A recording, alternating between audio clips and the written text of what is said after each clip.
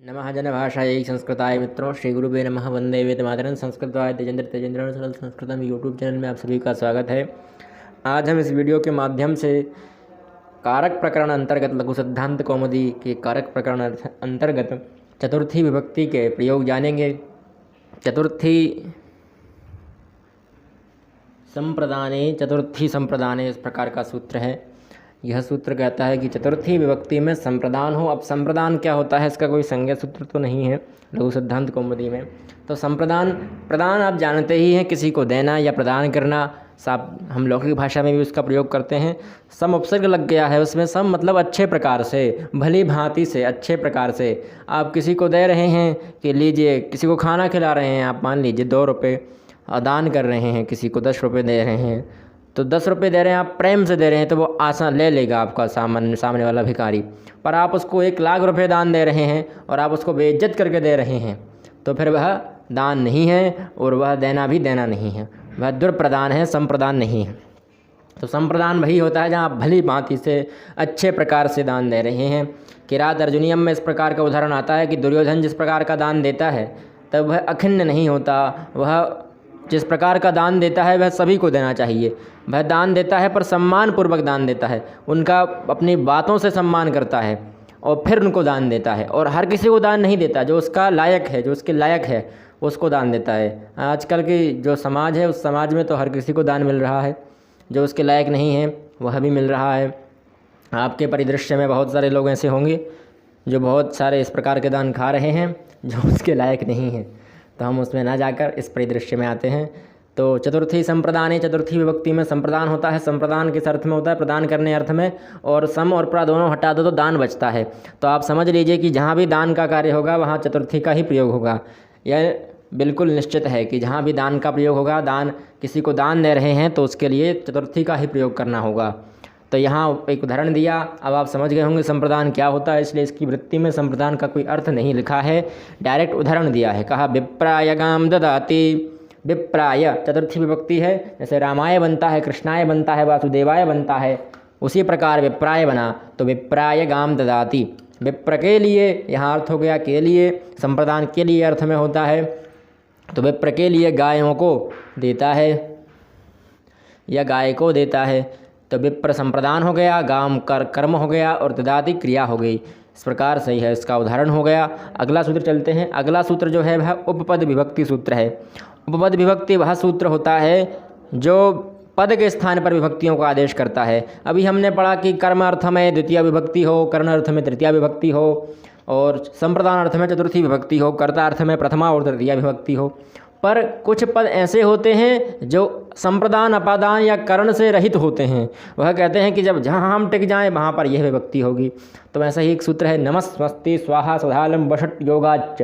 वह कहता है कि नमा के योग में, स्वस्ति के योग में, स्वाहा के योग में, सुधा के योग में, अलम के योग में और वषट के योग में चतुर्थी का ही योग हो, चतुर्थी ही विभक्ति होगी, अन्य कोई विभक्ति नहीं होगी। यहाँ किसी कारण की वजह से, कारक की वजह से नहीं हुई है विभक्ति, यहाँ उन पदों की वजह से हुई है। कौन कौन से? नमः, स्वस्ति, स्वाहा, सुधा, अलम, वषट, इन पदों की वजह से यहाँ चतुर्थी हुई है। देखिए उदाहरण द्वारा सूत्र है, नमः स्वस्ति स्वाहा सुधालम वषट योगाच्च।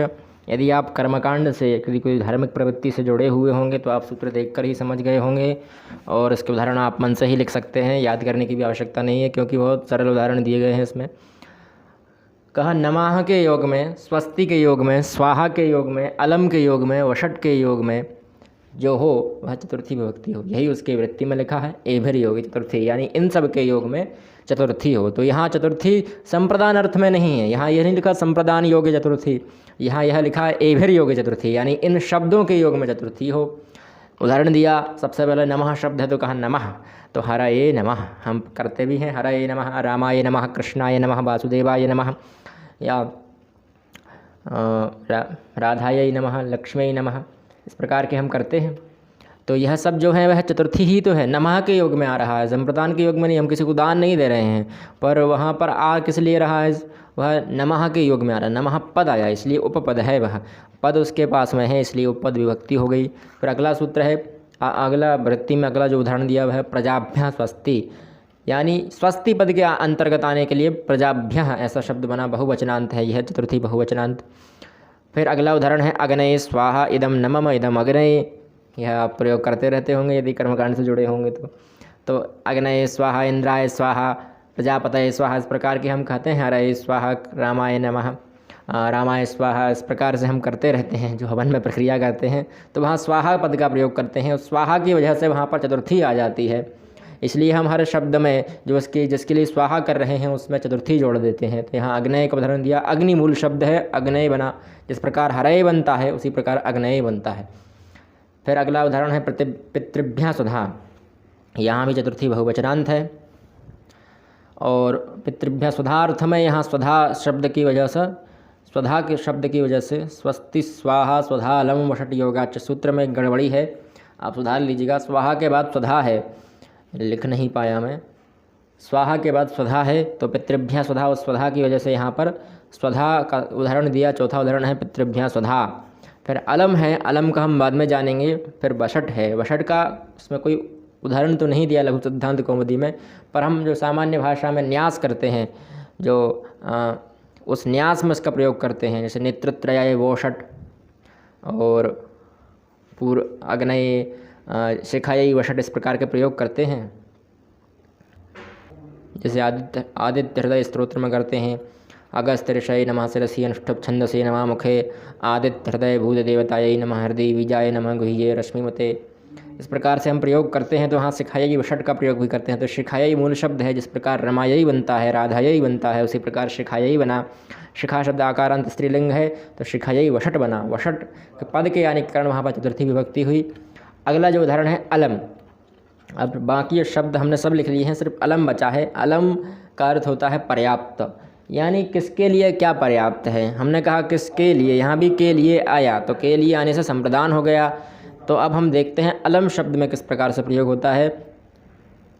अगला उदाहरण है अलम का। अलम इति पर्याप्ति अर्थ ग्रहणम, यह पर्याप्त अर्थ ग्रहण के लिए लिया जाता है। अलम इस शब्द के लिए पर्याप्त, यानी इसके लिए यह पर्याप्त है, इसके लिए यह पर्याप्त है, इसके लिए यह पर्याप्त है। ऐसे कह दिया जाए कि गुलाब जामुन मिल जाए तो फिर भोजन के लिए पर्याप्त है, समझ रहे हैं। तो यहाँ अलम अर्थात वही है। उदाहरण दिया दैत्येभ्यो हरिरलम प्रभो, हरिरलम, यहाँ संधि हो गई 2-3, तो दैत्येभ्यः ऐसा हुआ है तो दैत्येभ्यः इस प्रकार का शब्द है, चतुर्थी बहुवचनांत है। फिर हरि ही, यहाँ विसर्ग को रकार आदेश, हरि ही अलम, यानी दैत्यों के लिए हरि ही अर्थात भगवान विष्णु ही अलम अर्थात पर्याप्त हैं। फिर अलम शब्द जो है उसके लिए वह अर्थवाचक है, यानी अलम अर्थ के जितने शब्द होंगे, पर्याप्त अर्थ के जितने शब्द होंगे, उन शब्दों में भी चतुर्थी का प्रयोग होगा। उसी प्रकार के उदाहरण भी दिए कि दैत्येभ्यो हरि ही प्रभुः, यानी दैत्यों के लिए हरि ही समर्थ हैं। फिर अगला भी वही है, दैत्येभ्यो हरि ही समर्थः, दैत्यों के लिए हरि ही समर्थ हैं। और दैत्येभ्यो हरि ही सक्तः, दैत्यों के लिए हरि ही सक्त हैं। वो कहते नहीं हैं कि तू तेरे लिए तो मैं अकेला ही काफ़ी हूँ, तो वो तेरे लिए के लिए यहाँ दैत्यों के लिए ही हरि ही अकेले काफ़ी हैं। इस प्रकार से कहा गया है कि दैत्यों के लिए प्रभु हरि ही अलम हैं, पर्याप्त हैं, समर्थ हैं, शक्त हैं। यह यहाँ पर चतुर्थी विभक्ति समाप्त हुई। अगले वीडियो में हम पुनः मिलते हैं अपादान सूत्रों के साथ। अपादान क्या होता है उसके बारे में जानेंगे। हम द्वितीय जब हमने पढ़ा था अकथितम च, तो उस सूत्र में हमने अपादान का बहुत उपयोग देखा था, तो अब हमें पता भी तो होना चाहिए अपादान क्या है। इसलिए अगले वीडियो में हम अपादान के ऊपर विस्तृत वीडियो बनाएंगे। तब तक के लिए जयतु संस्कृतम जयतु भारतम।